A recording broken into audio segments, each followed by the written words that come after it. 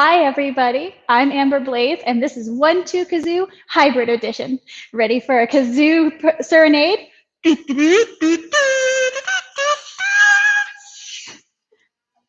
are hard to play. We have a few other people over here trying to play them, and it sounds great. Well done, guys. Thank you very much. The storytellers and I are at MCA, and we have a small invited audience with us tonight. Thank you all so much for joining us, and for you as well. We are experimenting with this fun new way to bring you art. This is our first time in this strange new world of hybrid events, so things may or may not go wrong, but we appreciate your patience and thanks for going along on the ride with us. If you're watching this live, you will be prompted to interact with the show throughout the evening on your screen with ideas and polls. If you're watching it on a tablet or phone, you can toggle between video, ideas, and polls with the tabs on the top of your screen. All right, you've all been playing along already, so let's see what you said. All right, things that we should not bring to a wedding. My goodness, a 23andMe test kit. That's an interesting one. Cicadas, although I do love their serenades. Wolves also could be a fun adventure. I don't know, people. A lot of these seem like things that would make a wedding even more fun. All right, friends, those are some great answers. What is Two Kazoo? Well, this is the third year we've done it, and it's a little different each year. This is a storytelling game show that uses wacky shenanigans to prompt our storytellers to share a tale with you. Today, we have 3 fantastic storytellers that are going to go head to head, and you get to choose the winners. You as viewers will also be periodically given a chance to vote. Don't hold back. You decide how this evening goes.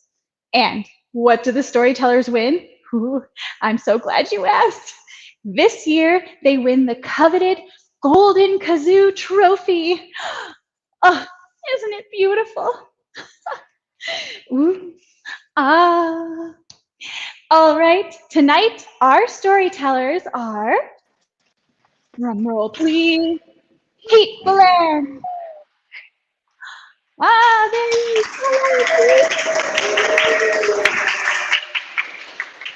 Gifty Amponsem. There she is. And Stephen Brackett. Here he comes. You're in for a real treat. All right, are you ready to get started? Let's go. Here and right behind me, you will see 3 boxes with pictures on them. Boop. Each box contains a shenanigan that the storyteller will have to complete before they can tell their story. Hopefully, this shenanigan will prompt an amazing story, and as I'm introducing each storyteller, you get the chance to choose what they're going to do. All right, it's time to vote on our first set of shenanigans for Pete. We have rocket ship, heart, and sun. Are you ready to vote? Okay, now is your chance. And now our first storyteller tonight is Pete Bellande. At an early age, Pete found joy in capturing the attention of a crowd, telling stories, and making others laugh. Working as a realtor in Denver, he enjoys performing at local storytelling events, bombing at comedy open mics, or speaking about mental health at real estate conferences. Pete, are you ready for your shenanigan? I am ready for my shenanigan. Oh, we're ready to give it to you. Let's see what the audience chose. Let's see what we got. Oh, wow. Overwhelmingly, the audience chose rocket. Here it comes. All right. All right, let's see what we got here.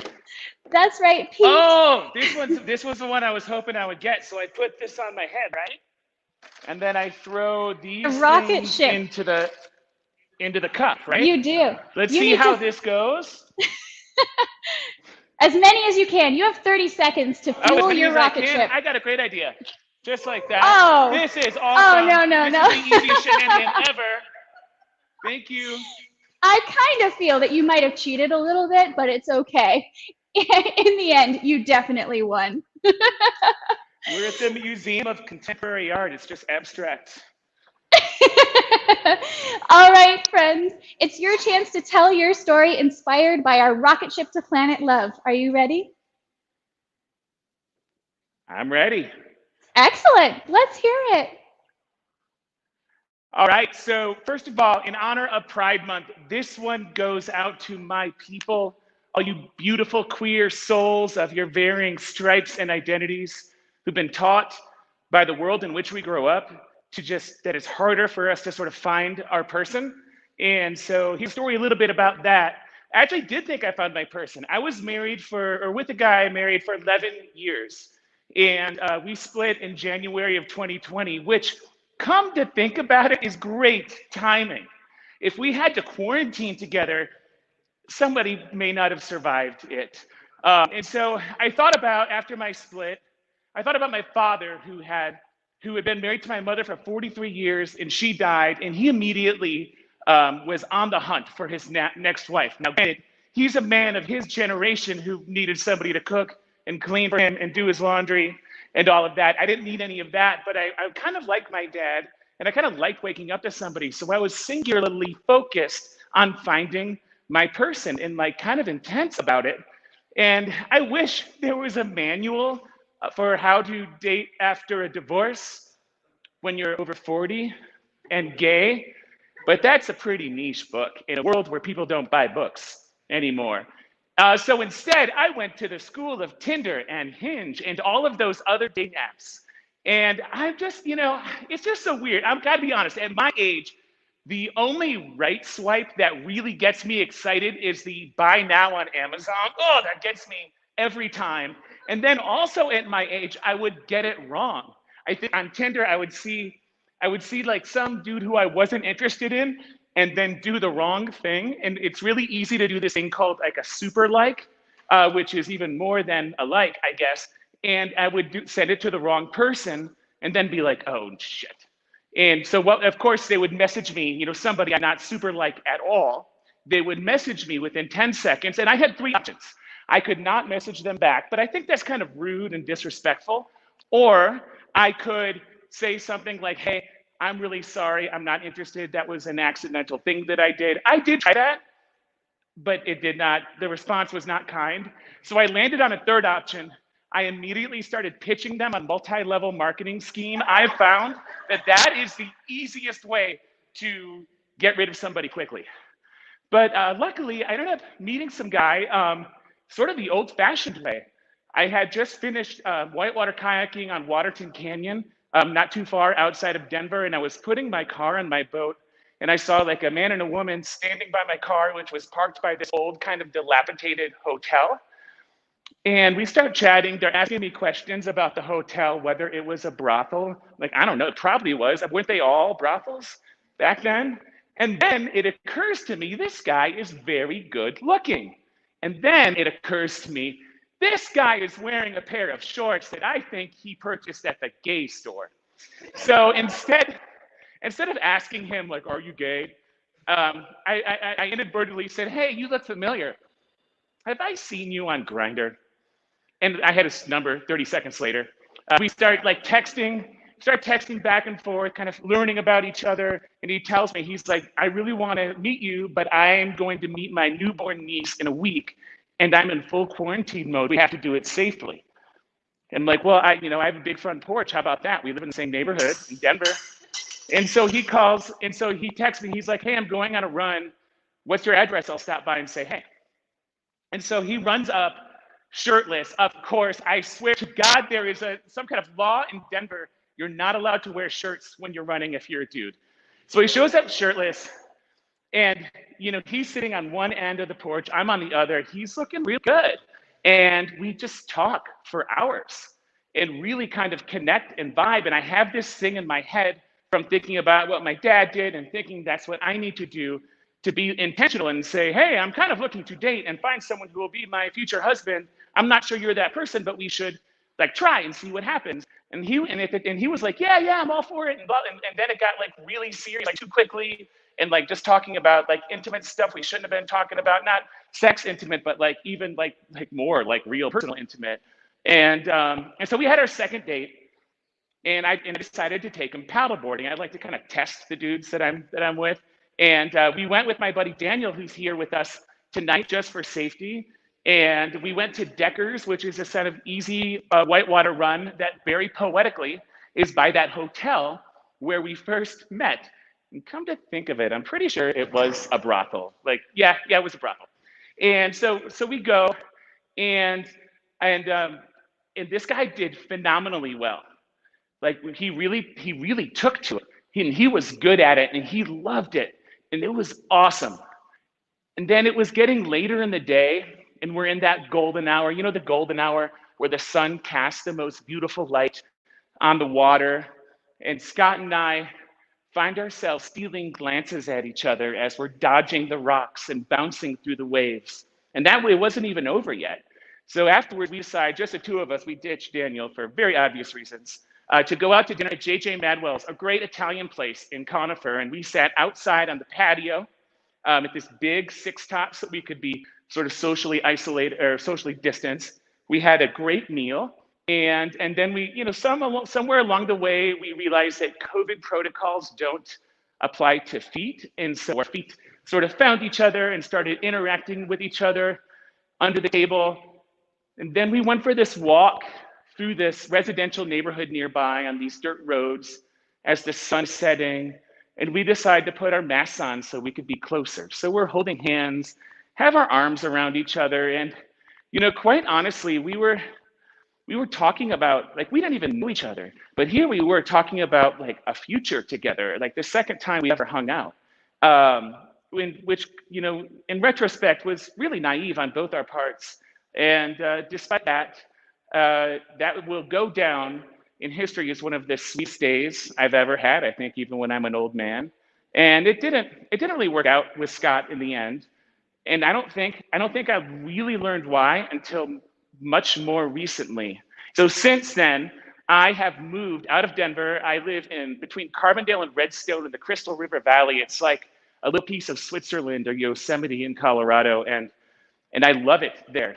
And and I know, statistically speaking, as a gay dude, my dating odds are way worse up there. But my life philosophy is that if I put myself in the place where I know that I belong, the right things come. And so last winter, and really like an acquaintance, a guy that I don't know very well, ended up meeting some dude, and they started dating. And the dude lives out of a van and kind of travels a lot, and comes through town and leaves town. And I met him too. And so he asked me if he could come skiing because his boyfriend didn't ski. I'm like, no problem. So we took him up to Highlands and just had an awesome day. We went fast, we went hard. It was he, my buddy, and I, and completely friend zoned, right? And I didn't really think anything of it. Like, he's a cool dude. And then he was back in town, and he had mentioned that he was into whitewater kayaking. And so he hit me up about that. And I said, sure, I'll take you out. I know you're kind of new. I'll keep you safe and maybe teach you a few things. And so we spent like 6 days paddling together. And it was, at first, it was just fun. Like, he was really good at it, and really enjoyed it. And like, when you're doing a sport like that and you're with somebody, regardless of the nature of whatever's going between you, there's like a stoke between you that just elevates the experience for everybody. And that was there. And then we had dinner at my place one night, and then we started talking, and I'm like, wow, this guy's actually really smart. And then we ended up actively listening to music together. You know what I mean by that? Where you listen to a song and nobody talks, and you just take it in, and then maybe talk about it a little bit afterwards. That's a really cool thing to do. And he left that night, and I thought, well, a little bit wistful. Like, oh, he would have been a good one, but not an option, no big deal. And then I think it was like the next day, we're paddling, and he just keeps getting better and better every day. And I push people that I mentor in the sport, and he took to it. And it was a golden hour, right? And then all of a sudden, we find ourselves stealing glances at each other while bouncing around the rocks and bouncing on the waves. And I'm like, God damn it, this is not supposed to be happening. You know, and you think whitewater is dangerous, but whitewater during the golden hour, when you're with somebody who you are not supposed to be connecting with and who is not supposed to be connecting with you, is way, way more dangerous. And we kind of like both kind of knew what was happening, but didn't really, I don't know, just like kept kayaking together. I think he was just really stoked to be on the water, and I needed someone to be on the water with too. And that's, you know, like it's like real whitewater boaters, that's where their priorities lie. And and then the last day, we were on Slaughterhouse up in Aspen. And it's just a beautiful run, and the light was just perfect. We always go at the end of day light because of my work, but it turns out that's a really pretty time to kayak. And we finally like had to address the elephant in the room, and we talked about it, and you know, we talked about, you know, it just couldn't work. It wasn't our time, and you know, he's seeing someone that's a friend of mine. And I, you know, and I think he might actually love that guy, and I like that guy, and I'm not that sort of person. And so we kind of ended things. We said goodbye before we left for Washington State under the setting sun in Aspen, Colorado, with one of those like hugs that lasted a minute, that sort of gave honor to the grief that comes with impossibility. And so, in context, I look at guy number one, and there was so much pressure for it to become a thing, and it ultimately flamed out in a not very good way. You know, he's a great guy. We still chat every once in a while. I don't think we're going to stay close friends for a long time. I hope I'm wrong about that. And then with guy number two, we checked it, and it was a hard check and a painful check. But it led us into a position where we were able to part on really good terms. And I think I may have just made a friend for life. So going forward, I'm not going to be that guy who is constantly on the hunt for his person, for his husband. Like, I want to have a much more laid back perspective to that. And it's, you know, it's hard. I'm a slow learner. And it makes sense. Us queer people didn't have models for relationships growing up. Moreover, a lot of us grew up in a culture that told us that the part of ourselves that connects to other people in the most meaningful way is a dark, evil, and sinful thing. So I have compassion for myself here, and I have compassion for all the other queer people I know who just kind of stumble along the way on the road to love. And at the end of the day, when somebody, next time I meet a dude and he asks me, what are you looking for? I'm going to say, the only thing I'm looking for is you being okay with me not knowing what I'm looking for. Thank you very much.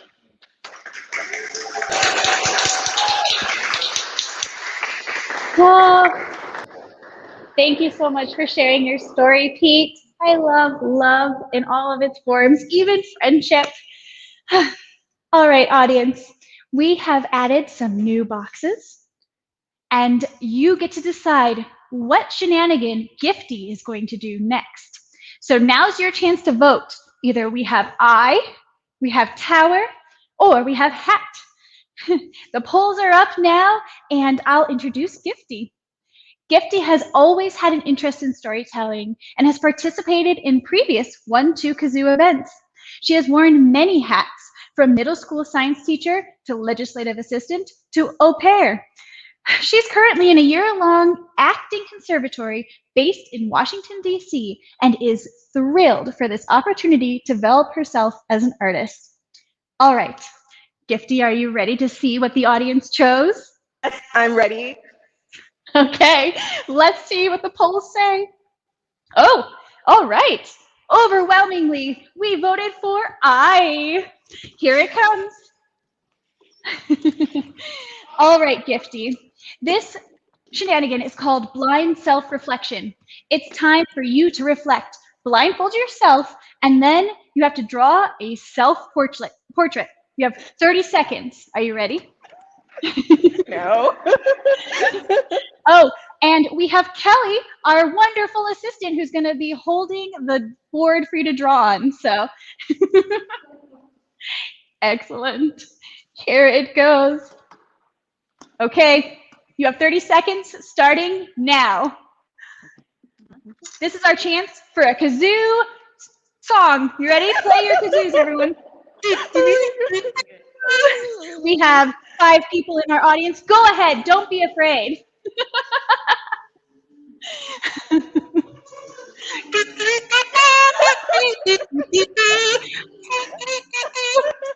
Fun fact, kazoos are really hard to play.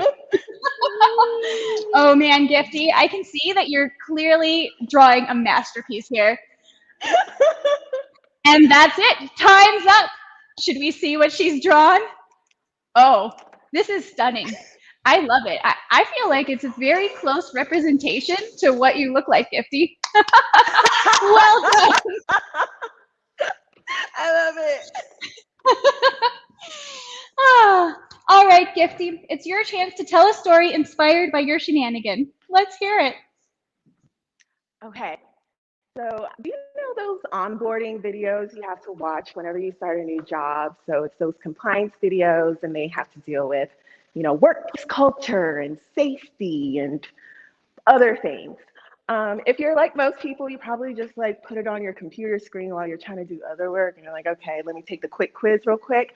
But I really enjoy watching them because I don't know, the scenarios they display are just so fascinating. It's like, wow, people actually do these sorts of things. So I think there's great nuggets to pull from it. Anyway, I was doing an onboarding video for a previous job, and the one that was for safety dealt with sexual harassment as well. And they had developed a policy, and this is in healthcare. So I'm not in direct patient care, but I work in healthcare IT. So I still have to watch these videos.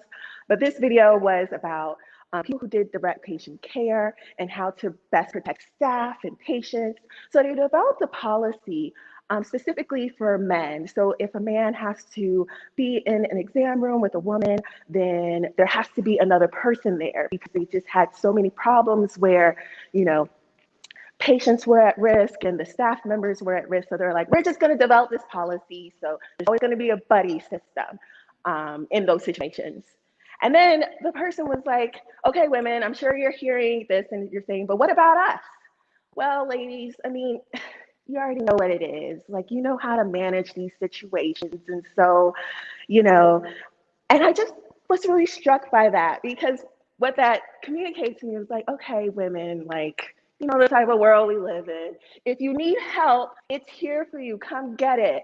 But for us to develop a whole policy around this, that's just too much work.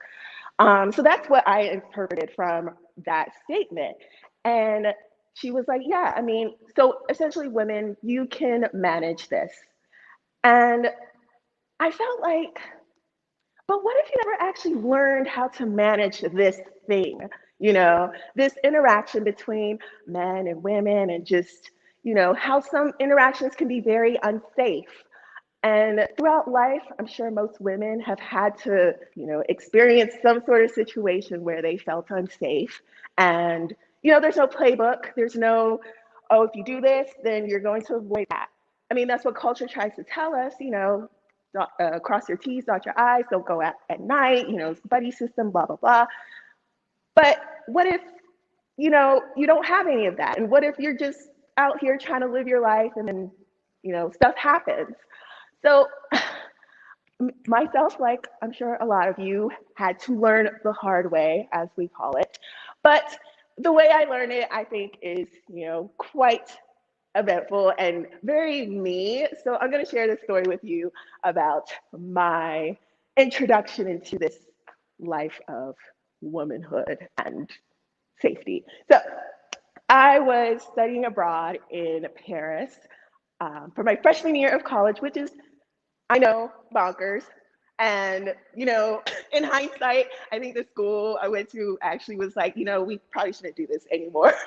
They had a bunch of us at this school in Paris, and we had, studio apartments and just no supervision, and we're just out living our best lives. I was living my best life at 18, foreign country, just living it up. I spent the previous years in high school in an all-girls boarding school. So I was this little sheltered little puppy, and I was like protected. And so this was like my first foray into the real world, and what the real world was Paris for me, which is crazy. I like to party.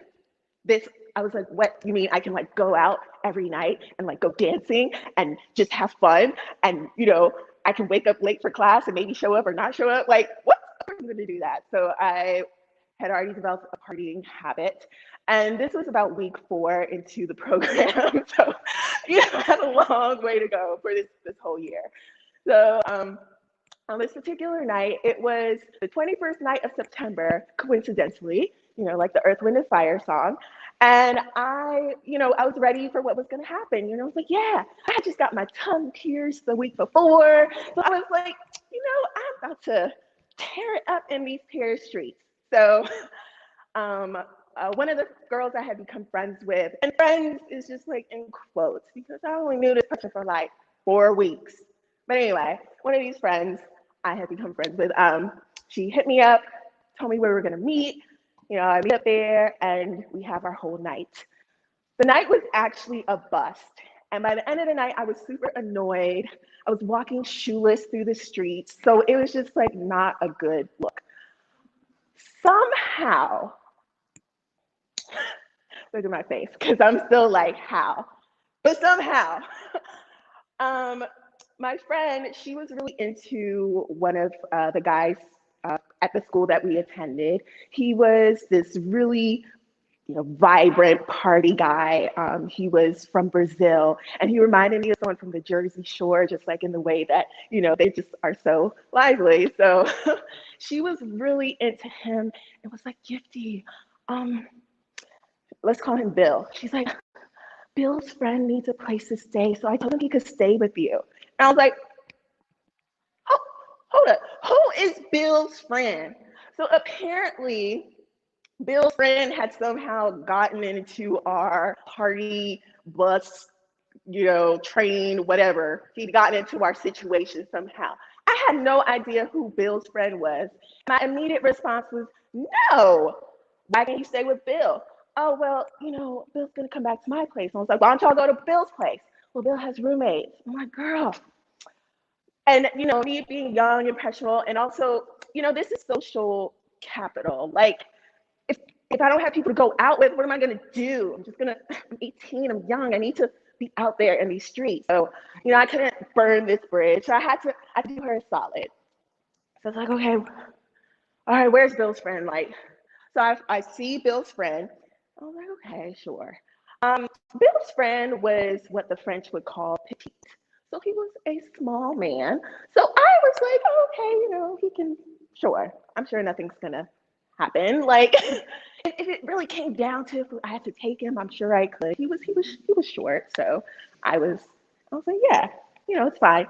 Bill was also from Brazil, but he didn't have the same level of like language skills as Bill.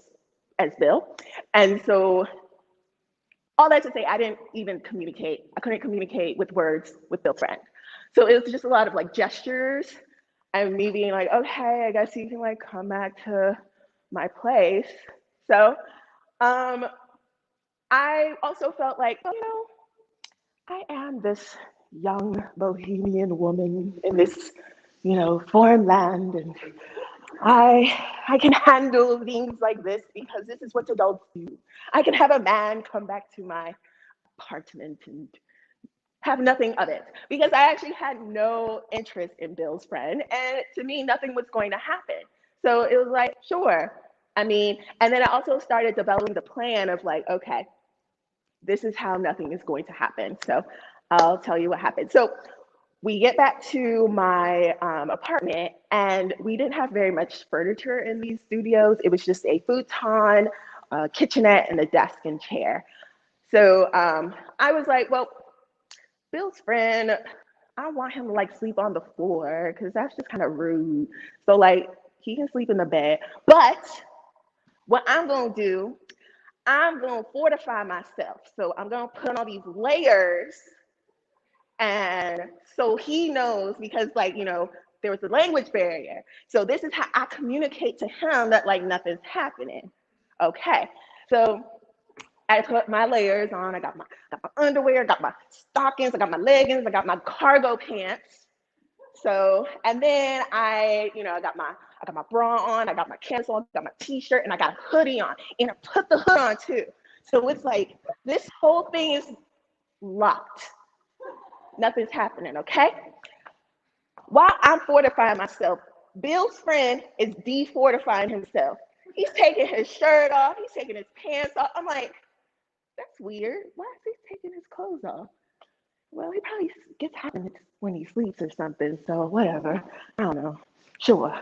So, but it comes in my mind, I'm like, yeah, I mean, obviously nothing's happening here.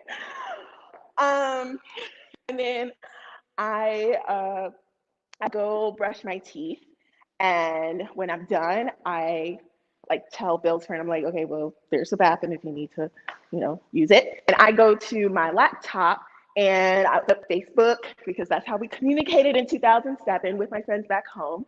And I was just typing up a message to them like, and by this, big point, by this time it was 7 a.m.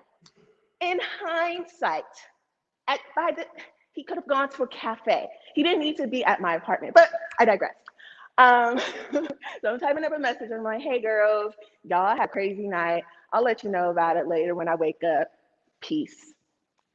While I'm typing this message, I see Bill's friend come out the bathroom. He too is brushing his teeth. And I'm like, wow, that's interesting. Does he like carry a toothbrush with him or something like that? He was using my toothbrush. I was like, note to self, throw the toothbrush away in the morning. All right. Maybe that's what he does where he's from. I don't know, but that's weird. So using my toothbrush, I'm just like, okay, all right, I'm doing a solid for this girl. It's fine. Like, I'm already fortified, so it doesn't matter. We get in the bed. I'm on the far edge of the bed, and he's there. No covers, duh, right? Nothing's happening in these streets. So I'm like, I'm like, okay, turned over. I'm like, okay, good night. And then like, I start to feel like presence inching its way towards me. And I'm like, that's fascinating. I don't know why that would be happening. And this presence then places its arm on my arm and starts caressing my arm. And I'm like, oh, I'm stupefied now. I'm stunned. I don't know what to do, because this wasn't part of the plan. Because I didn't go to whatever school that lady was talking about when she's like, ladies, you know how to handle these situations. I didn't know. I come from boarding school. I didn't deal with boys. I never had a boyfriend before. And I'm sure you can guess what else I hadn't done before. And so I was like, I don't know what to do. So I told him, okay, stop it, go to bed. And then he stopped. I'm like, oh, that was easy. Got that taken care of. And then he does it again. I'm like, stop it. I might have even like moved his arm or something. I don't know. But he stops it. And then he did something that, like, in the words of y'all's former president, he likes to do this too, apparently.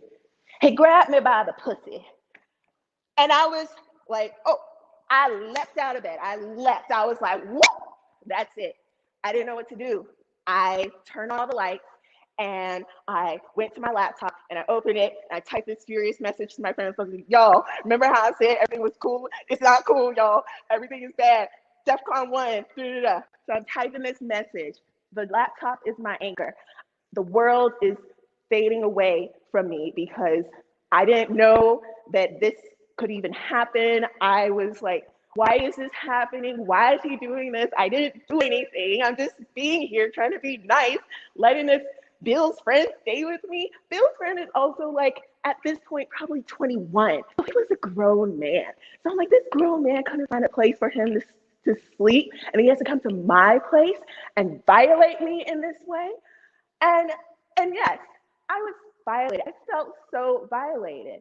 And I feel like this is a lot of people's stories, but it's just kind of like, oh, you know, it happens. That's just kind of what happens if you're a woman. Like, just expect it. I didn't sign up for this, okay? I don't like it. And I was scared. Did he have a knife with him? Like, was he going to like try and force himself on me? I didn't know. But this laptop was my anchor, and I was like, okay, hopefully something happens. Something happened. He started to refortify himself. He started to dress, and he put his clothes on, and I was like, okay, good. So I was like, okay, he's putting his clothes on. He needs to get out of my apartment right now. But I was scared because my apartment was like in a very like complicated place in the building, and I didn't know how to like, I didn't want to like just open the door and like push him out, and then for some reason he just be there the rest of the day waiting for me to like come out. So I was like, no, I have to go, and I have to go back to my friend's apartment and dump him there. So I took him on his walk of shame. So I like shame walked him back to my friend's apartment. Her door was unlocked, and you know, she was in the middle of her thing with Bill, and I just dumped him in there and like went back to my room and threw my toothbrush out, and then showered and then went to sleep. So then when I woke up, I was like, okay, I need to go get a toothbrush. So I was walking through the halls, and then one of the guys in my program, he lived right by the front door. And so he saw me walking through the hall. I was like, hey, Gifty, what's up? I was like, nothing. He's like, are you okay? I was like, yeah. So apparently I didn't look okay. So he pushed, and I was like, well, this happened. So I told him everything that just happened, and he's like, wow, man, you know, another girl in our program, last night some guy exposed himself to her in the alleyway, and you know, she was just like really freaked out about that too. I was like, man, we're only on week 4 here and all this stuff is happening. And I wish I could say that was like the worst that had happened to any of us in the program or any of my friends, because much worse did happen. But it was just, but what ended up happening with that friend, he, you know, in an opposite situation, he, you know, took us in and gave us a nice night out. We like went to go see a play, and it was all nice. So that really helped bring me down and make me feel better about okay, not everyone's out to get me. Not all men are like this man who, you know, didn't understand the virtues of cargo pants on a woman, not wanting anything to do with you. And so with all that to say, yes, I suppose as women, we have to like know these things. And for some of us, unfortunately, we have to like learn them in these crash courses. But perhaps why can't we have a world where everything isn't on us to learn these things? Why can't the onus be on men to, you know, how to not have us always having to think about, is this going to be a safe situation or a not safe situation? What if men also thought about that too when they interacted with women? I don't know. That's just what I think. So thank you all so much for listening to me. Good night.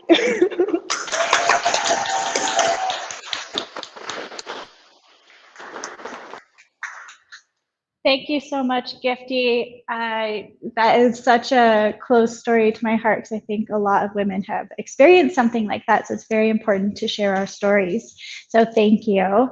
Don't forget, all of you at home will be able to vote on your favorite storyteller, and they will get to take home the Golden Kazoo.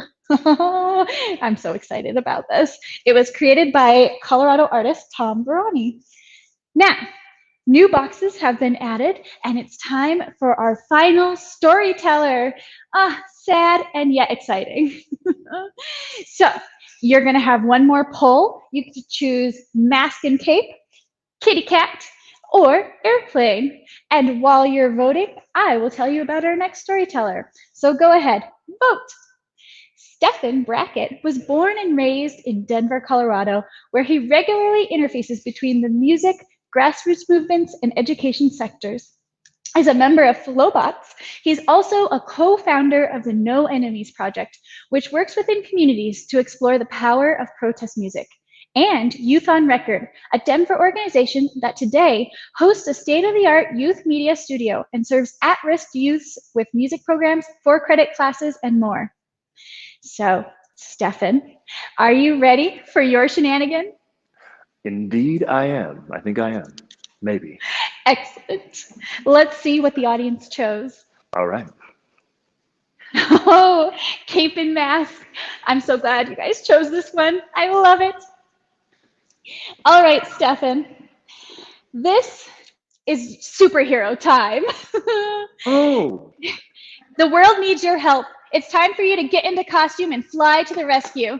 You have to put it all on and then make 3 superhero passes of the camera. and how much time do I have? You have 30 seconds to get in costume. All right. Oh, Okay, here we okay, go. Okay. Oh man, 30 seconds. Oh no, the world needs your help, Stefan. Oh, This is no. Oh, there are dogs Velcro. stuck in trees and cats Yeah. peeing on fire hydrants. I have no idea. I'm sorry. I'm learning how to superhero.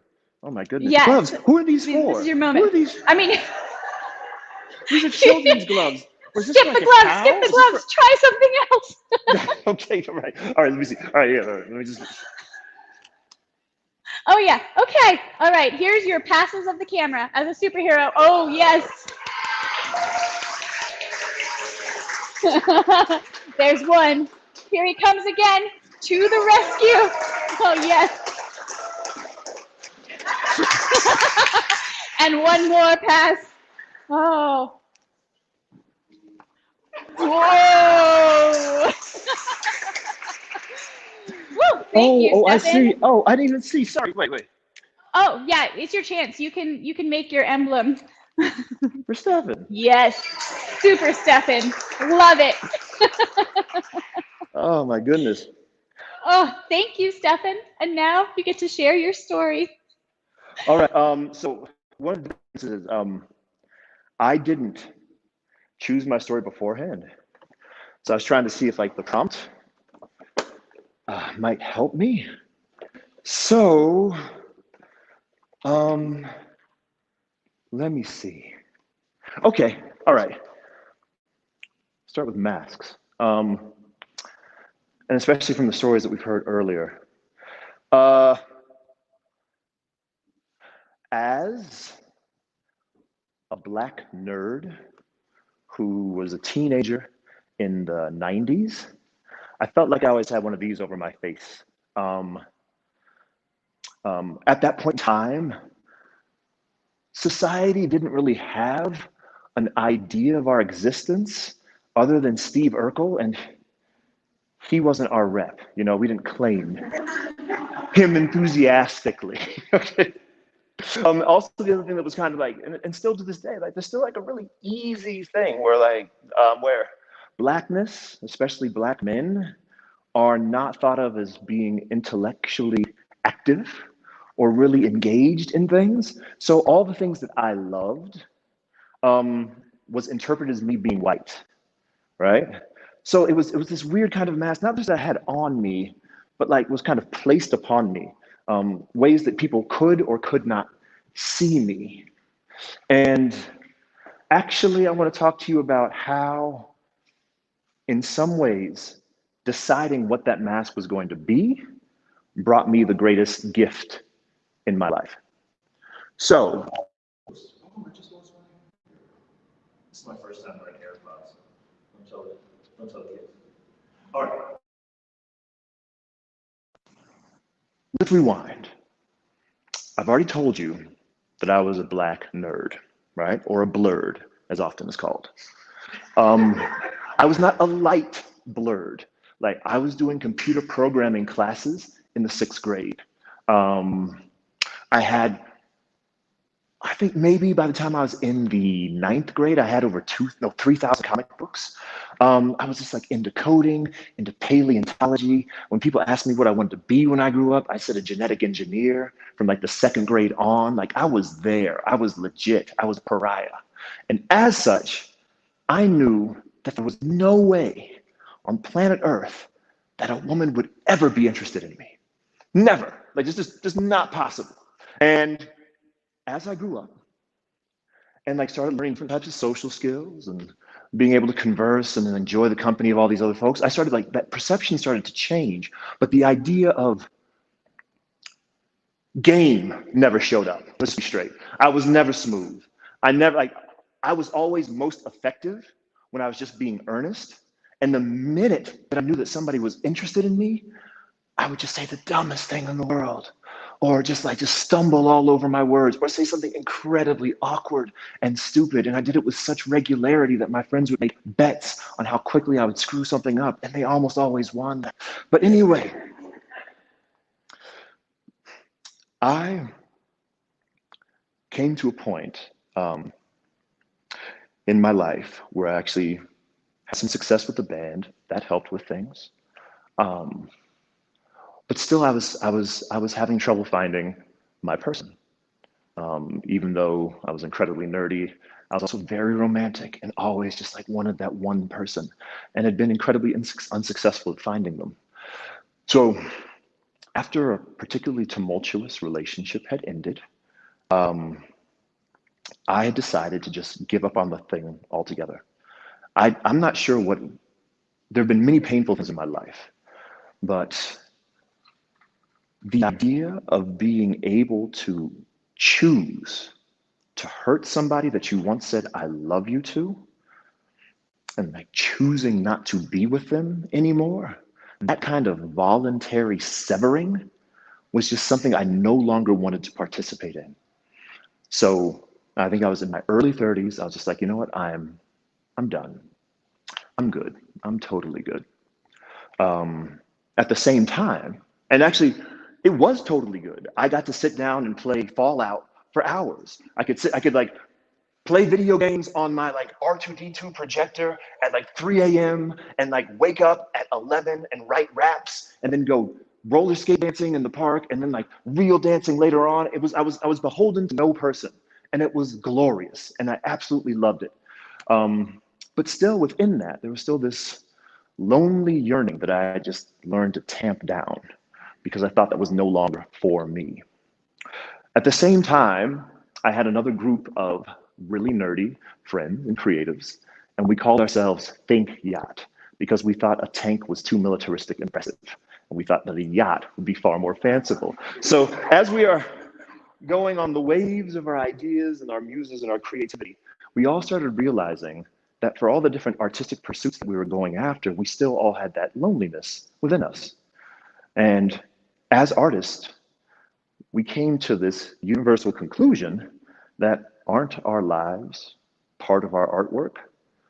So if that is also true, if all of this is part of it, why would we compromise in looking for partners in the ways that we do not compromise when we're trying to speak with our art?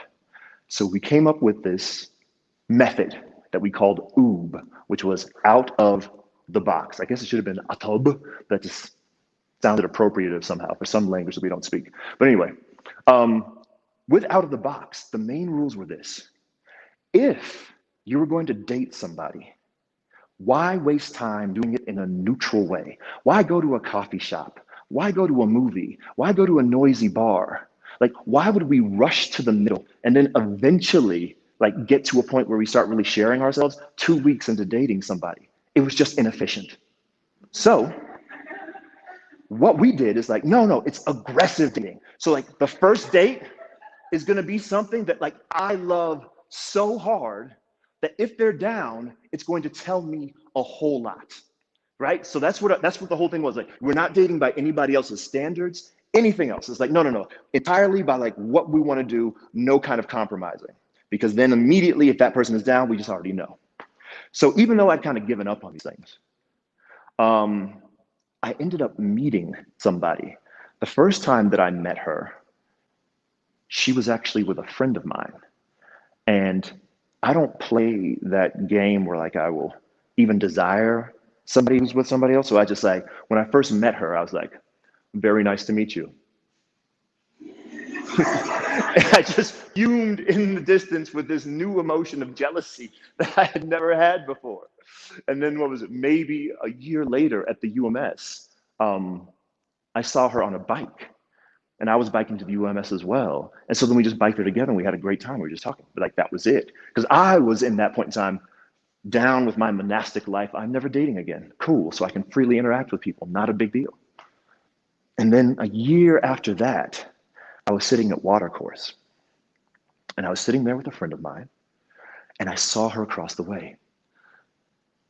And if you all remember, I have no game, right? So for people without game, that's like an impossible chasm, right? It's like somebody at the distance that you're trying to bring towards you. It's like fishing with no line. Like that's what it was like for me. I did not have the skills, the talent, or the ability, or the innovation to make that happen. I was lost. So I turned to my old reliable. I was sitting there with my friend, and all of a sudden I stopped my conversation and just clasped my hand. I'm like, hey, God, yo, man, I never asked you. I never treat you like a genie, but you know you gave your servant no game. So if you could do me a solid and just somehow bring her over here, I've got it from there. I end my prayer, and because I'm awkwardly doing this, like my friend is just like looking around. Well, as he's looking around, he locks eyes, not with the woman, but with the man that the woman is with, because they're both friends. So it's like, hey, Justin, hey, Tommy. And they come over. Thanks, God. In a short amount of time, me and this woman end up like talking within 90 seconds about faith, empire, social justice, Detroit. And it was amazing. And when she walked away, I was dazzled, and I felt like certain things happening in here, like like these locks that I'd happened, like put down, like were starting to break apart. And in that moment, I felt instant regret. I turned to Justin. I'm like, I should have gotten her number, man. And he looks at me. He's like, dude, you did. And then I look at my phone, and then there's her phone number right there. So I'm just like, solid, fantastic. Oh, all that communion was worth something. Okay, so anyway, spring forward just like maybe a month, and we decide to hang out. Now, I'm breaking all of these rules for myself because I'm actually trying to date somebody again. And because of that, I'm gonna go back to Oob. So we're not gonna hang out at the park. Yeah, we're not gonna go get coffee. You know what we're gonna do? We're gonna go do parkour on the rooftops. That's what we're gonna do for our first freaking date. So I told her, it's like, what I'm gonna need you to do is wear all black clothing like a ninja, get on your bike, wear some good sturdy running shoes, and let's go, all right? So we bike to her place, we have dinner there, then I take her downtown. At that point in time, I'd been doing parkour a lot, so I actually had a crew. So I had all my friends scope out locations that would be like, you know how you have blues and greens and blacks, like for when you're skiing? Like, so I wanted some green parkour runs that'd be like fun and challenging and not too much and still safe. And so the first place that we went to was like right off of Larimer Square. So you've got like the Sodom and Gomorrah, like this beautiful ritual of just us being as stupid as possible and calling it freedom that's going on in the streets. And then we're up on this rooftop. And the beautiful thing about being places where you're not supposed to be is that you get to be surprised by these sites that were not engineered for anybody. So like downtown Denver, Lodo on a Saturday night is one of the last places that I would ever want to be. But when you're 7 stories up, the lights from the cars and the street lights make the city look like a set of box canyons that are lit up iridescently from the bottom. And the noise of all these people being like, yo, man, you gotta call me. Oh, where's Erica? You can't hear that. It becomes all of it lowers to this beautiful kind of susurrus, or like something this, like, it almost sounds like a river when everything kind of comes together. So in the middle of the city, you're having this experience like you're in the Grand Canyon. And while we are up there, we talk about us. We just talk about life. And we're totally alone above all of this noise. The second location we go to, wow, I can't even remember. But the third location is y'all know the church on Colfax that always keeps on getting struck by lightning with 2 spires? Well, there's actually a way to kind of get up onto that roof. But that required us going up the fire escape of an apartment building. So like we're sneaking up, going around, having to be really quiet because like people are actually living in these spaces. They're watching television. And if they were to see people dressed like ninjas on their fire escape, it becomes a bad date very quickly, okay? So, but it also made it really exciting, right? So we're creeping, and I see that she's enjoying it, that she's loving it, that she's having fun in this way. And it just makes it easier for me to come with all the things that I normally wouldn't in that kind of situation. So we get up to the top of the building. I think it must have been around midnight at that time. And we're talking, and the sun starts to rise over the spires. And, there's what, 2 golden hours in a day? It's dusk and dawn, so we got to sit there in this beautiful moment when Colfax is mysteriously quiet, and we get to see the sun rising. And as the sun came up and we were sharing in that beautiful moment, I got to tell y'all, like, one of my other oob rules, I refused to initiate or engage in any intimate contact whatsoever. That just because, like, I saw, like, in my dating life, there was this weird kind of choreographed thing where, like, if you just hung out with somebody enough and then moved your face in, then they would kiss you and you'd, like, have this physical intimacy without anything else. And I hated it. I hated, like, participating in that choreography. So I'm like, nah, I'm not doing none of that. I'm not kissing on the first date. I'm just hanging out and having a good time, just vibing. That's all I want to do on Oob. So what ends up happening is that we actually go back to her place and we cuddle, right? And we're cuddling, and I wake up, and I can't believe who I'm with, and the night that we just had, and the way in which we just had it. And so I kind of creep out of the bed, and let me see. Am I still in focus if I go over here? Can y'all see me? I creep out of the bed, and then immediately I get on the ground, and I just start praising God. I'm just like, oh, thank you. Oh, Lord, I found her. And I'm just like, I'm very much like just engaged. I'm not saying anything, but I'm doing this. And then I hear the floorboards creak. And she was there. She was just standing right there behind me. It was an incredibly embarrassing moment because there's no way I could cover for what I was doing. It was obvious that I was actually talking to the architect of the universe, thanking him for the date. Not thanking him, thanking that being for the date. So that was funny. It was embarrassing, but it was still a great night. But as I was walking, that little walk of victory, just like, yeah, that was amazing. And as I'm getting home, I start slowing up, and there's this feeling of dread, and then uncertainty, and then certainty that I indeed screwed it up. Because dating laws would dictate, if a really great date had happened, that you communicate interest in the other party with at least a kiss. And because I was so caught up in my oob, I'd screw that up.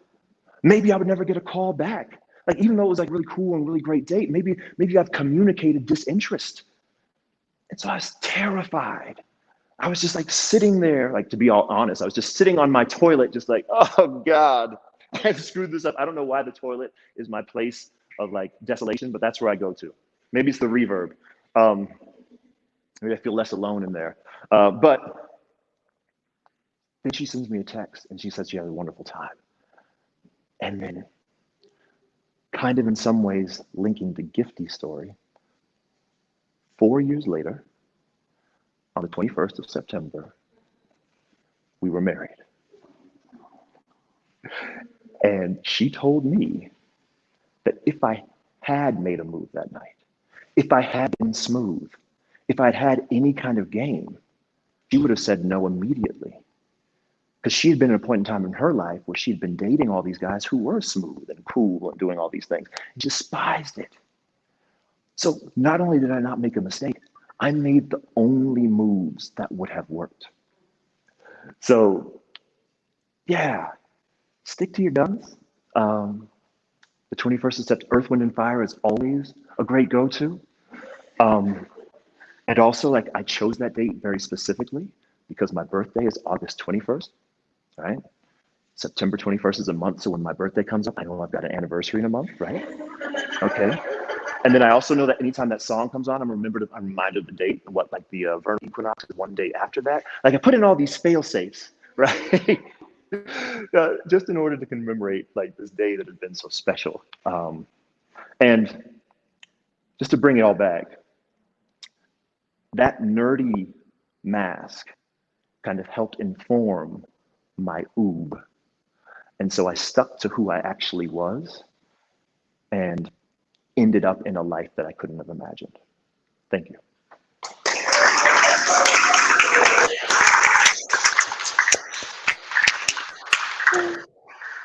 Thank you so much, Stephen. I think this oob philosophy should be something you put out there in the world for people to try, especially now that COVID's kind of dying down and we can get out there and do weird things again. I'll hit you up about that later. Anyway, my virtual and real friends, it's time to vote for your favorite storyteller. We're going to put up a poll so you, our audience, can vote for the storyteller you think should win the coveted Golden Compass. Ooh, ah. I said compass, but I actually meant kazoo, and that's it right there. You can go ahead and start putting in those votes now. Who are you going to vote for? Is it going to be Pete with his story of love and friendship? Is it going to be Gifty with her story of experimentation and new toothbrushes? Or will it be Stephen with his story of love and his oob philosophy? You get to make the choice. And while you do, perhaps the audience can help serenade us with one more kazoo. I don't know what you would call a kazoo orchestra. Yeah, let's go. Here we go.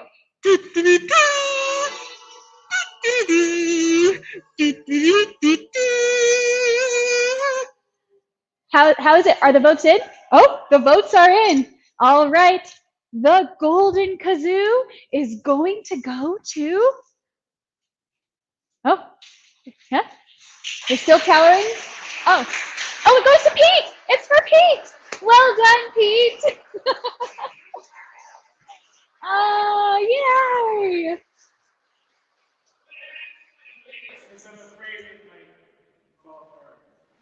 It's beautiful. It's beautiful. You did a great job. All right. Thank you all so much for joining us. We hope you had a great time. And I hope you'll join us next week as we bring you one final Two Kazoo, where we'll have some new stories, new shenanigans, and some great fun. And before you go, tell us what you thought of this event with the survey on your screen now. Yeah, right there. It really helps us out. While you fill that out, starting in 2 weeks, MCA and DCPA, Off Center's popular summer lecture series, Mixed Taste, will return in a hybrid format, kind of like this one. You can get tickets to attend in person or online, like you are right now at denvercenter.org. Thank you, everyone, and have a great night. Bye.